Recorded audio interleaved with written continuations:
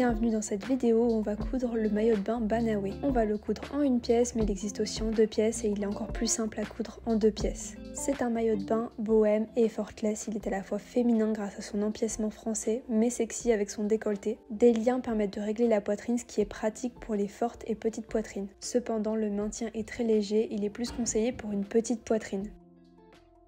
Sachez tout de même que le maintien ne convient pas à partir d'une poitrine en bonnet E. Tout dépend évidemment de vos habitudes de maintien et de ce que vous aimez. Le modèle est assez échancré, mais vous pouvez modifier ça grâce au livret. Je vous conseille d'avoir au minimum un niveau intermédiaire pour le coudre. Après, vous pouvez toujours regarder cette vidéo et en juger. La durée du montage sans la découpe, c'est environ 3 à 5 heures selon votre expérience. Le maillot de bain va d'une taille 32 à une taille 54. Hello, bienvenue dans cette vidéo. Alors je me présente, je m'appelle Myriam, je suis créatrice de la marque de patrons Belen Paris. Je propose des patrons qui vont du 32 jusqu'au 50 selon les patrons. Donc si vous demandez le style de patron que je propose, si vous faites de la couture, je propose du prêt-à-porter féminin. Et si l'on me demandait de décrire le style de mes patrons, je dirais sexy, moderne et élégant. Aujourd'hui, je sors un peu de ma zone de confort puisque je vous propose une collection de maillots de bain. C'est une collection de 6 maillots de bain différents. Il va y avoir 3 2 pièces et 3 1 pièce. Et en fait, c'est des 1 pièce qui sont déclinés en 2 pièces, etc. Donc on va en avoir 3 qui vont être déclinables soit en 1 pièce, soit en 3 pièces. Donc on peut faire jusqu'à 6 maillots de bain différents. Aujourd'hui, on va voir le montage de l'un d'entre eux. Donc nous on va voir que l'un des 2 montages puisque je peux pas vous proposer non plus tous les montages de toutes les versions. Et donc pour toutes ces variations, le prix est le même. Donc pour ce projet, je me suis fait accompagner de 2 modélistes parce que c'est pas du tout ma spécialité. Moi je fais plutôt du prêt-à-porter féminin et donc pour ce projet-là, je me suis fait accompagner et ça fait à peu près 6 mois que je bosse dessus. Donc j'ai commencé à créer des maillots de bain, à dessiner, à tester moi-même comment les coudre, etc. Donc ça fait plus de 6 mois que je suis sur ce projet. Je suis vraiment très excitée et j'espère que ça va vous plaire. Donc si jamais vous voulez coudre le maillot de bain qui va suivre, sachez que vous avez 3 produits qui peuvent vous intéresser. D'une part, vous avez le PDF du patron, si jamais vous êtes intéressé par ce maillot de bain là et que vous avez déjà pas mal de fournitures ou de quoi les trouver par vous-même. Et aussi si vous êtes à l'étranger, peut-être que ce sera plus pratique parce que le coffret ne sera pas disponible partout dans le monde. Et ensuite, vous allez avoir aussi un pack avec les 3 maillots de bain différents. Donc ça c'est si jamais ils vous plaisent tous et vous avez envie de tous vous les coudre pour cet été. Donc ça fait 3 maillots de bain, mais en fait en réalité vous en avez 6 puisque chaque 1 pièce ou chaque 2 pièces est décliné en 1 pièce ou en 2 pièces. Ensuite, la troisième option et qui est je pense la meilleure, mais ça dépend aussi de vos goûts et de où vous êtes situé du coup. Si vous êtes situé à l'étranger, ce sera un peu plus compliqué parce que je livre que dans certains pays. Je vous mets la liste d'ailleurs en commentaire des pays dans lesquels je livre. Je propose un coffret. Dans ces coffrets, vous avez le choix entre 4 tissus différents. Alors, vous avez pour le 1 pièce, vous avez que le tissu qui est mat, vous n'avez pas de tissu pailleté parce qu'il n'est pas bi-stretch et pour une pièce, il faut qu'il soit bi-stretch. Donc, vous avez le choix entre la couleur verte et la couleur marron. Et ensuite, vous avez le choix, si jamais vous cousez le 2 pièces, entre le pailleté rouille et le pailleté framboise. Donc dans le coffret, vous avez vraiment tout le nécessaire pour coudre à la maison votre maillot de bain. Vous avez la bobine, vous avez vraiment tout. Donc vous pourrez directement passer à l'attaque. Je vous dirai de toute façon le matériel que moi je n'inclus pas dans le coffret par la suite. Ce qui est cool avec le coffret, c'est que vous n'avez pas à courir à droite, à gauche pour aller chercher de la laminette. Vous avez vraiment tout sous vos mains et vous pouvez commencer déjà à coudre. Et surtout ça vous permet de ne pas vous retrouver avec 30 € de livraison parce que vous avez dû prendre ça sur un site, prendre ça sur un autre site, etc. Et aussi, finalement, vous avez des matières qui ont été testées et approuvées par mes soins puisque j'ai testé toutes les matières et j'ai même nagé avec pendant mes vacances. Donc si ça vous intéresse, le coffret il est disponible en précommande du 20 avril au 15 mai 2023. J'espère que les dates ne vont pas changer selon mon avancement, donc s'il y a un changement, je vous le mettrai sous la vidéo. Et je vous mettrai de façon couramment, parce que la vidéo elle va rester en ligne. Donc imaginons à tel moment je n'ai plus de coffret, etc. Je vous le mettrai. Mais il faut bien retenir que du 20 avril au 15 mai, il y aura du coup des précommandes Et si vous ne passez pas commande avant le 15 mai 2023, je ne fais que des précommandes, donc il n'y aura plus aucun coffret. Donc c'est vraiment des éditions limitées. Vous n'avez pas commandé avant le 15 mai, vous ne pourrez pas avoir de coffret, ce sera trop tard. Je préfère le préciser parce que souvent, avant ça, j'ai aussi fait un coffret culotte menstruelle.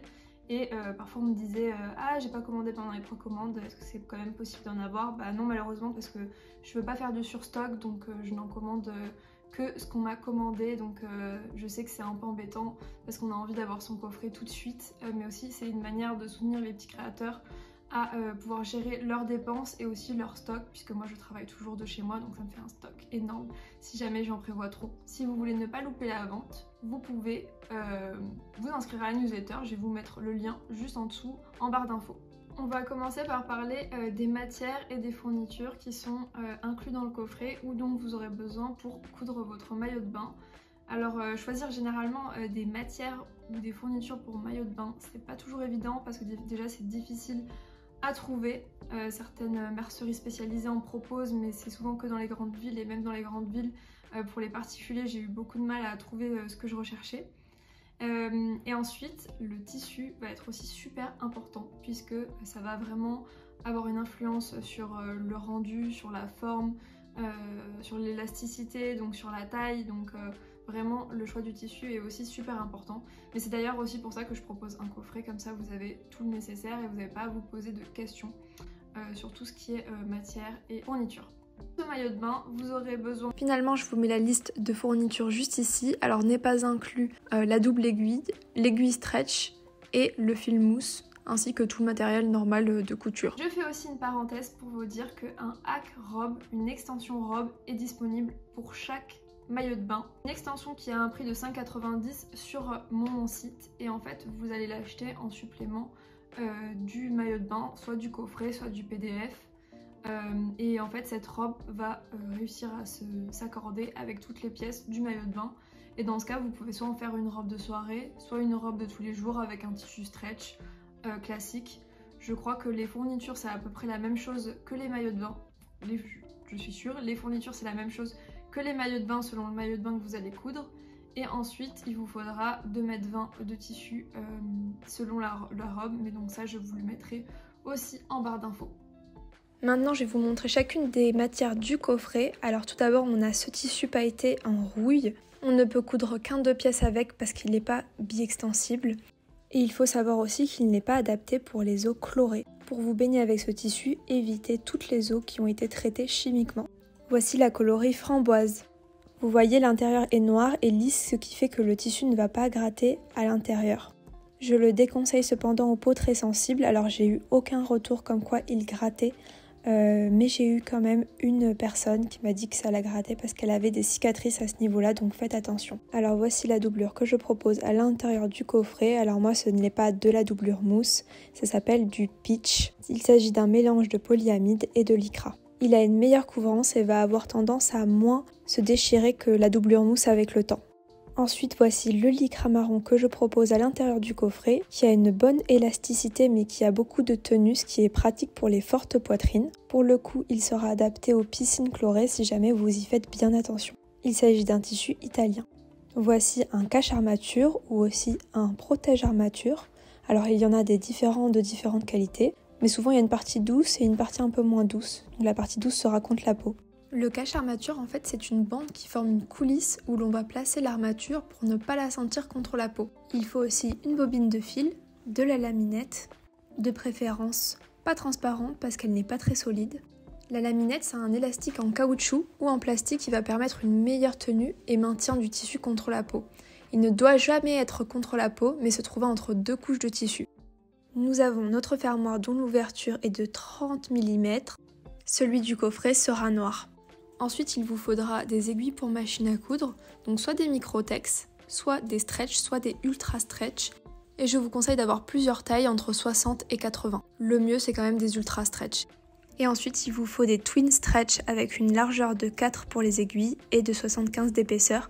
Il faut bien qu'elles soient stretch. C'est ce qui va servir pour faire les surpiqûres. Vous pouvez toujours utiliser le point zigzag. Pour le maillot de bain Banaway, il va vous falloir des embouts décoratifs pour faire la finition des liens. 4 pour le 1 pièce et 8 pour le 2 pièces. Je vais faire un petit point sur tout ce qui est adaptation et modification, ainsi que comment être sûr qu'on choisit la bonne taille. Alors déjà, premièrement, par rapport aux adaptations, je propose toujours des adaptations dans mes livrets. Je ne vais pas mettre ces adaptations en vidéo parce que je n'ai pas envie de l'alourdir. Mais sachez que vous pouvez retrouver dans mon livret des explications pour modifier votre maillot de bain. Alors à première vue, je pense qu'il y aura des explications pour agrandir le bonnet de Banawe. Vous pourrez retrouver notamment dans les adaptations une explication de comment diminuer l'échancrure au niveau du maillot de bain. C'est-à-dire que là, le maillot de bain est très échancré, parce que moi c'est ce que j'aime que ça soit un peu taille haute pour justement faire des plus longues jambes, je trouve ça plus joli. Mais si jamais vous trouvez ça trop, vous pouvez tout à fait modifier le patron, c'est hyper facile et j'ai les explications qui sont dans le livret. Donc maintenant on va passer au conseil tissu. Cette partie peut vous intéresser si vous n'avez pas le coffret ou si vous avez commandé le coffret mais que vous souhaitez par la suite refaire une version. Ce sera forcément intéressant d'avoir des conseils sur les matières. Alors la matière c'est quelque chose qui est assez délicat en swimwear parce que ça va forcément impacter la taille, le rendu, etc. Donc c'est hyper important de choisir un tissu qui est adapté pour le patron. Et pour ce patron là, c'est une élasticité moyenne d'environ 20% qui va être préconisée. Donc il va falloir changer votre taille si jamais vous avez une élasticité différente, mais ça on le verra dans un second temps.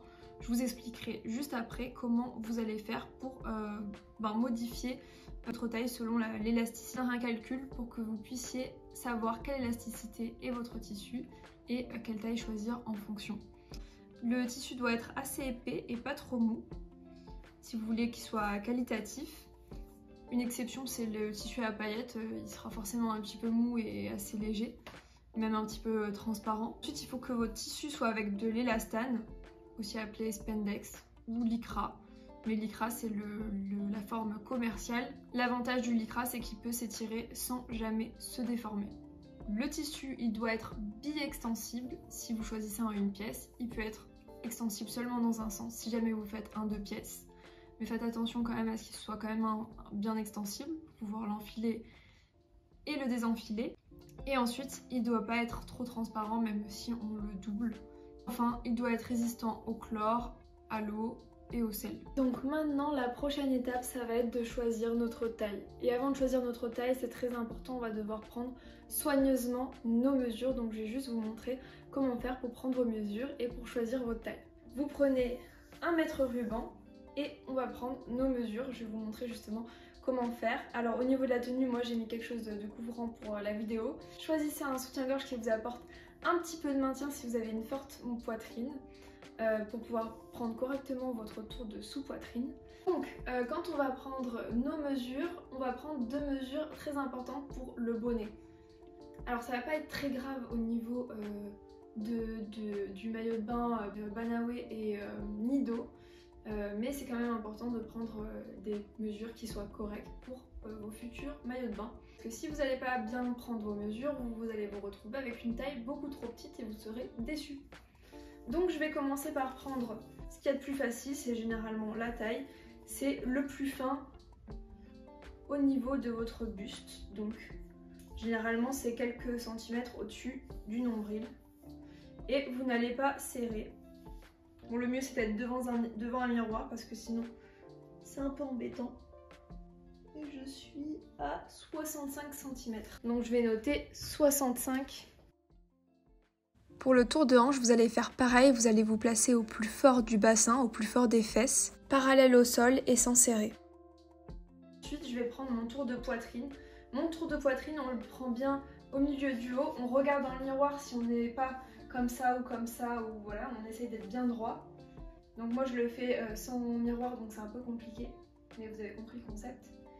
Et vous allez prendre vraiment au saillant poitrine, c'est-à-dire que vous allez passer sur le téton. N'hésitez pas à inspirer pour être sûr que vous n'avez pas trop serré. Et donc là je prends ma mesure, moi je suis à 87. Ensuite la deuxième mesure vraiment très importante, on va prendre nos tours de sous-poitrine. Et donc notre tour de sous-poitrine, pareil, on vérifie qu'on est bien droit ici. Donc moi je peux pas trop regarder, mais bon, je vais essayer de retrouver les mêmes valeurs que je prends habituellement. Généralement c'est pas beaucoup plus que la taille, hein. Ça doit être peut-être 5 cm maximum de plus que la taille. Donc... Et là on va vraiment se placer sous la poitrine. Donc c'est pour ça que je conseille aux personnes qui ont une forte poitrine qui descend du coup un petit peu de porter un soutien-gorge sans armature. Comme ça donnera un petit peu de maintien à votre poitrine pour pouvoir prendre cette mesure. Je suis à 72 cm. Maintenant, comment on va lire le tableau? C'est assez délicat de choisir sa taille lorsqu'on parle de maillot de bain parce que la taille dépend vraiment de l'élasticité du tissu et de sa tenue. C'est pour ça que je propose aussi 2 coffrets avec 2 tissus que j'ai moi-même testés. Ainsi, je connais leur élasticité respective et mon tableau des tailles est conçu en fonction de cette dernière. Dans le coffret, vous avez 2 maillots de bain afin de faire un premier prototype pour vous entraîner et tester la taille avec la matière finale. Contrairement à du chêne et trame, je vous conseille vraiment de faire toutes les finitions comme le modèle final. Maintenant que vous avez vos mesures, vous pouvez les comparer à ces tableaux pour choisir votre taille. Myriam fait un tour de poitrine de 87 cm, elle doit donc choisir la taille 36.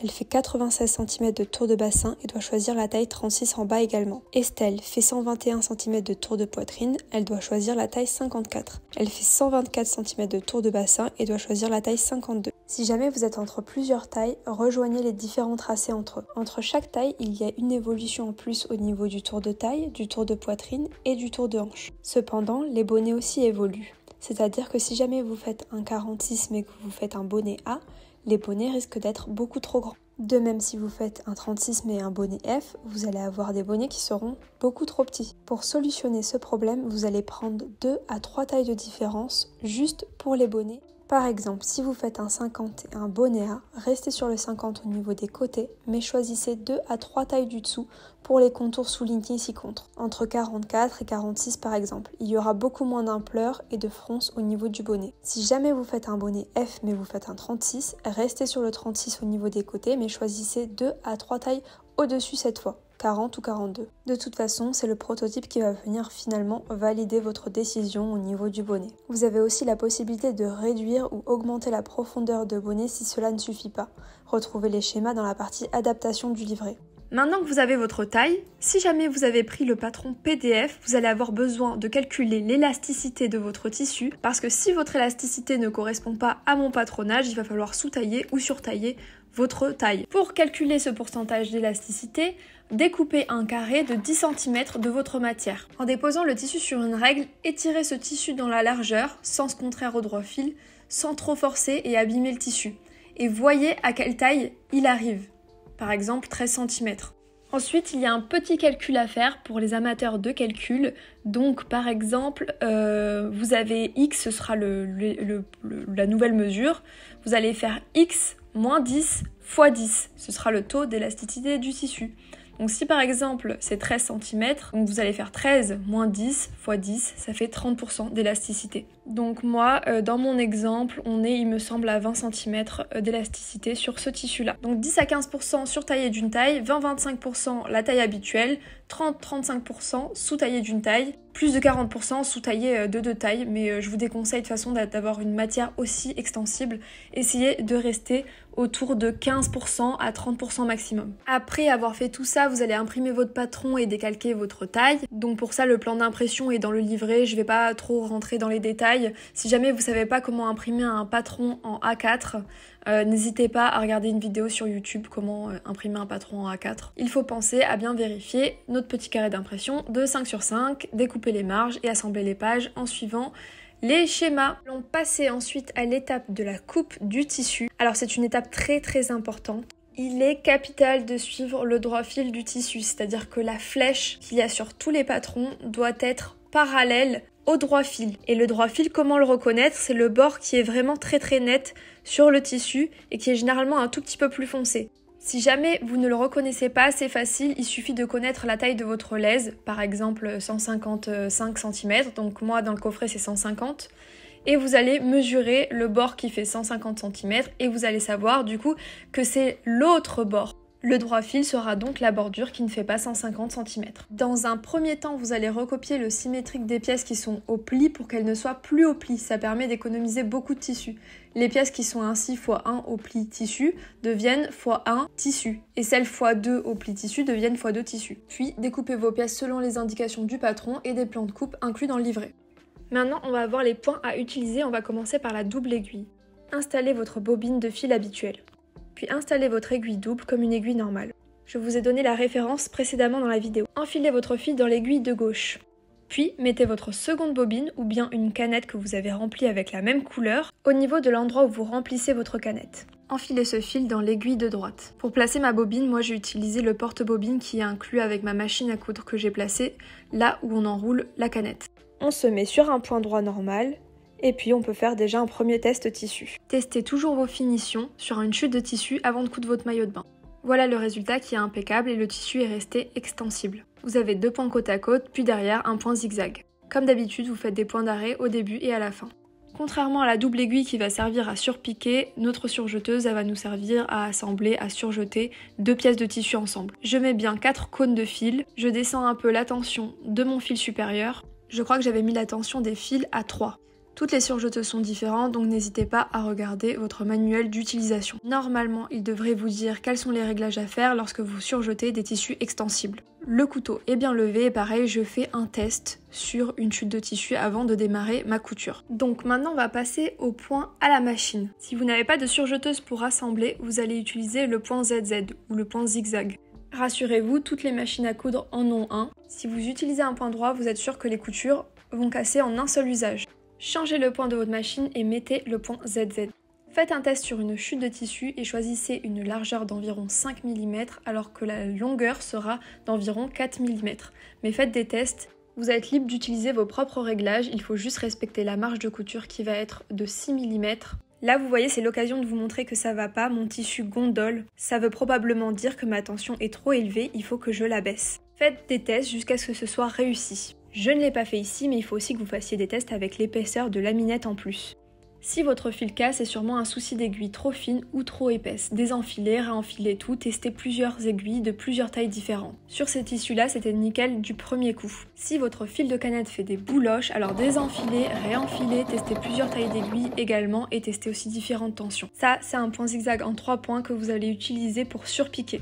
Pour surpiquer, vous pouvez aussi utiliser votre fameux point ZZ normal, si jamais vous n'avez pas de double aiguille. Pour surpiquer, généralement, vous allez baisser la largeur et la longueur du point pour que ce soit plus discret, en comparaison avec l'assemblage. Si votre machine ne passe pas les épaisseurs au démarrage, laissez dépasser 2 fils de canette et de bobine d'environ 10 cm avant de coudre. Lorsque vous démarrez votre couture, tirez légèrement sur ces 2 fils pour passer les épaisseurs du début.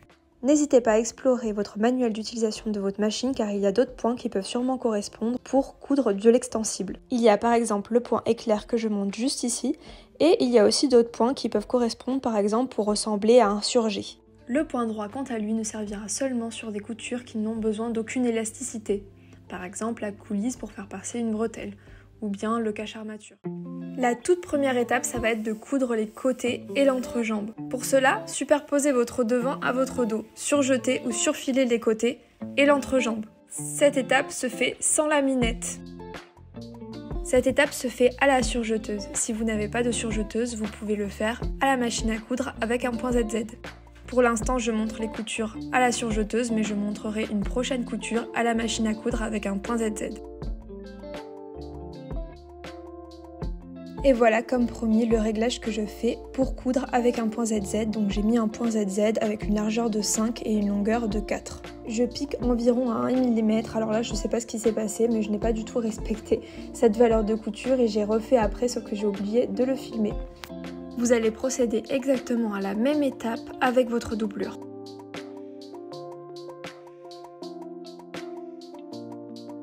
On arrive enfin à une étape un petit peu plus délicate. Elle consiste à coudre le décolleté devant et le décolleté dos de votre maillot de bain, endroit contre endroit de la doublure. Pour cela, vous allez insérer votre maillot tissu à l'intérieur de votre maillot doublure. Et endroit contre endroit, vous allez épingler votre doublure contre votre tissu, seulement au niveau du décolleté dos et du décolleté devant.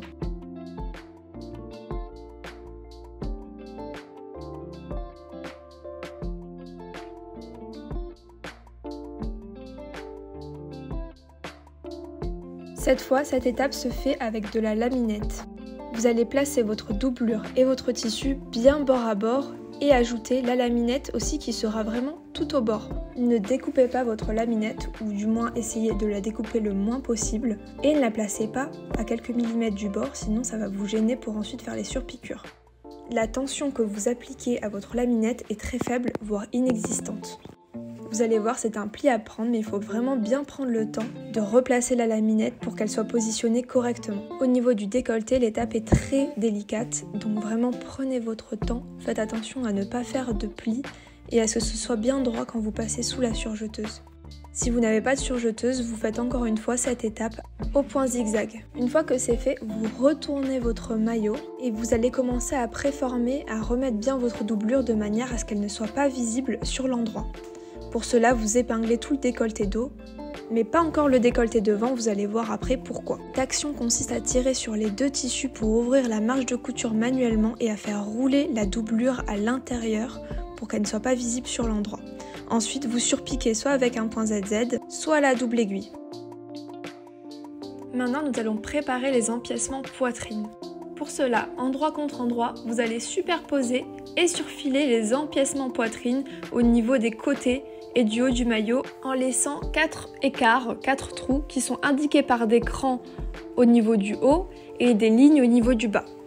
Suivez bien au millimètre près les crans du patron ou les lignes du patron, c'est très important. Si vous vous demandez pourquoi on n'a pas doublé l'empiècement poitrine avec le tissu noir, c'est parce que au niveau des fronces, ça va aller un petit peu vers l'avant quand vous allez le porter et on ne veut pas voir la doublure qui est noire. Une fois que c'est fait, vous allez retourner puis définir les angles avec un outil ou avec un objet rond qui ne va pas venir trouer votre tissu, c'est très important, sinon il faut recommencer. Ensuite, vous allez ouvrir la marge de couture manuellement comme on a fait pour le décolleté dos. C'est-à-dire qu'on va faire venir rouler la doublure qui cette fois est en tissu de manière à ce qu'elle ne soit pas visible sur le devant, sur l'endroit plutôt. Et en fait, on va venir surpiquer à la double aiguille ou au point zigzag le haut de l'empiècement, mais pas les côtés, sinon on va risquer de bloquer les coulisses. Ensuite, je prends un marqueur effaçable et au niveau du début de chaque départ de trou, d'écart, je vais faire un petit repère. Une fois tous les repères faits, je vais pouvoir tracer des lignes avec mon feutre effaçable ou une craie, ce sera beaucoup plus pratique. Comme ça, ensuite, je vais pouvoir venir piquer au point droit ces lignes et je suis sûre qu'elles sont vraiment bien droites.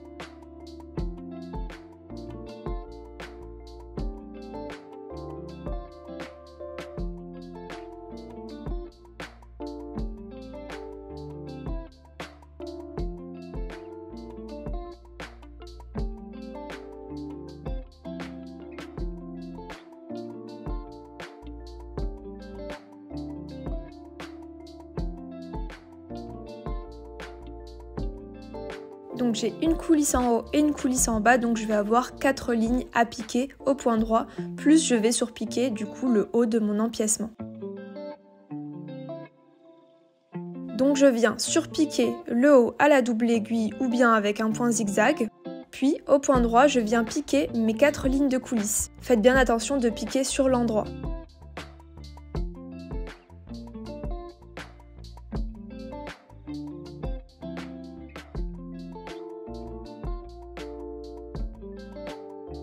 Ensuite, on va préparer nos bretelles spaghetti. Je commence par celle du bas qui est en un seul morceau. Pliez la bande de tissu en deux, endroit contre endroit sur la longueur. Réalisez un surjet ou un point ZZ à la machine en prenant de la laminette dans votre couture. Ça va rajouter un petit peu de maintien. Je m'attaque maintenant à la bande du haut et comme vous pouvez le voir, il y a 2 bandes à joindre ensemble. Surjetez-les endroit contre endroit, puis procédez à la même étape. Retournez vos bretelles spaghetti et pour ça c'est pas une mince affaire, je vais prendre une épingle à nourrice et je vais prendre sur l'une des extrémités un surjet que je vais venir enrouler solidement autour de mon épingle à nourrice. Vous pouvez même faire un nœud pour être sûr que ça se casse pas. Puis je vais rentrer mon épingle à nourrice à l'intérieur du tube et je vais venir faire coulisser. Parfois je m'aide même de mes dents, c'est une étape un peu laborieuse. Mais c'est la seule technique que je trouve efficace parce que le retourne-biais est trop court. Passez votre lien du bas dans la coulisse du bas des empiècements. Le nœud doit se faire sur le devant. Après, vous pouvez toujours le faire sur l'arrière si vous préférez, sur le dos. Et sur cette étape-là, vous allez utiliser du coup une épingle à nourrice, un peu comme pour retourner vos bretelles spaghetti. J'ai oublié de le préciser, mais sur l'étape où je surjette le lien du haut, je n'ai pas mis de laminette parce que je n'en avais plus beaucoup et je voulais justement tester, voir s'il y avait vraiment une différence de maintien. Je vous avoue que c'est le cas et c'est mieux de mettre de la laminette dans le lien du haut. Lorsque vous insérez vos bretelles spaghetti à l'intérieur de vos coulisses, faites attention que la marge de couture ne ressorte pas. Je me suis aidée d'un outil pour faire les angles pour m'assurer qu'ils ne ressortaient pas. Ce forme-angle vient de chez Rascol. Voilà à quoi ça doit ressembler à la fin. Faites maintenant pareil avec votre lien du haut et votre coulisse du haut, sauf que le nœud se fait cette fois au cou et en fait les bretelles, les liens vont venir se croiser au niveau du décolleté. Donc à aucun moment vous allez avoir un nœud qui se fera dans le dos, c'est qu'au niveau du décolleté et du cou. Après, si vous voulez le nouer d'une autre manière, c'est vous qui voyez. Quand vous faites ça, essayez de bien visualiser sur vous le maillot pour ne pas vous perdre dans ce que vous faites. Alors désolée, on voit ma tête ici et là. Je suis pas encore très habituée au montage et à faire des vidéos, donc vous m'excuserez, j'espère.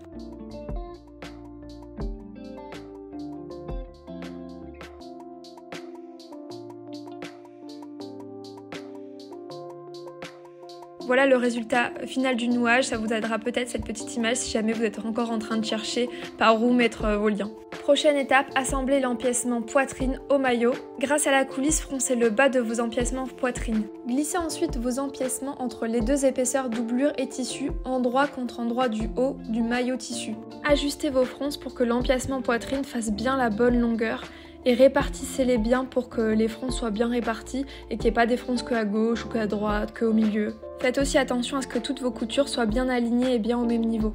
L'empiècement poitrine est donc pris en sandwich entre les 2 épaisseurs, le tissu et la doublure. Là, je suis en train de vérifier que j'ai bien mis mes empiècements poitrine endroit contre endroit du tissu et non de la doublure. Vérifiez bien parce que moi je m'étais trompée. Je recommence du coup et je fais aussi attention à ce que mes marges de couture de mon empiècement poitrine ne soient pas retournées quand elles seront sur l'endroit et aussi à ce que la coulisse ne soit pas prise à l'intérieur du surjet, à ce que je respecte bien mes valeurs de couture.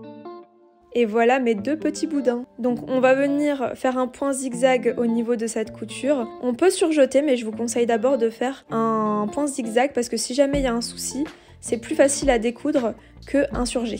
Une fois que c'est fait, vous vous retournez pour voir si tout va bien, pour vérifier que les fronces sont bien prises dans la couture, etc. Et là, vous pouvez surjeter. Je vous avais dit d'attendre avant de surpiquer votre décolleté devant, et ben là, vous pouvez le faire. Vous faites un point à la double aiguille ou au zigzag. Alors attention, c'est vraiment très difficile au niveau du rond du décolleté. Prenez votre temps, ne faites pas de fronces. Vraiment, prenez votre temps et dépliez bien la matière sous votre machine. Maintenant, vous allez faire passer l'extrémité de chaque lien dans vos embouts décoratifs. Faites passer le lien dans le bout le plus petit de votre embout décoratif. Faites un nœud, brûlez avec un briquet le bout qui dépasse pour pas que ça s'effiloche. Il ne faut pas procéder à cette étape si votre maillot de bain n'est pas validé. Et enfin, dernière étape, coudre les cuisses. Faites un surjet sur les cuisses avec la laminette sur l'envers du tissu, côté doublure, en prenant l'épaisseur doublure et tissu. Pour cela, vous allez épingler bien bord à bord vos 2 épaisseurs. Essayez de faire en sorte que votre laminette finisse vraiment pile avant le départ de cette dernière quand vous avez démarré votre couture. Le but est de ne pas créer d'épaisseur en les superposant. Maintenant, rabattez la hauteur du surjet vers l'envers, puis surpiquez ce que vous avez rabattu sur l'endroit des cuisses avec un point à l'aiguille double ou un point zigzag.